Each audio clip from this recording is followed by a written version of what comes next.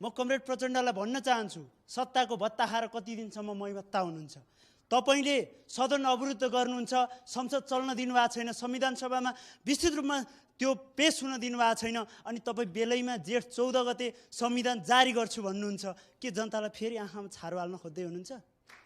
के गर्न खोज्दै हुनुहुन्छ तपाईले? सदन कति दिनसम्म अवरोध गर्नुहुन्छ? अब अरु कति दिनसम्म जनतालाई बन्धक बनाउन चाहनुहुन्छ? अरूले हालेको भोट चाहिँ के हो?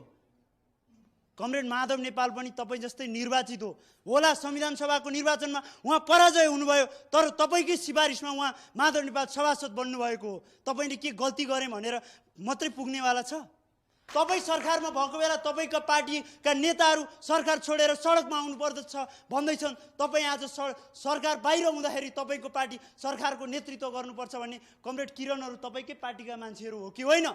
तपाईहरु के भन्न खोज्दै हुन्छ? आज सरकारको नेतृत्व गरेको बेला सडकमा जाने र सडकमा भएको बेला सरकारको नेतृत्व गर्नुपर्छ भन्ने यो दोधारे नीति कहिलेसम्म पाल्नुहुन्छ कमरेड? तपाईलाई धन्यवाद। तपाईको परिचय दिनुहोस् न। म प्रेम गुरागाई, आरआर क्याम्पसको सोभि सदस्य।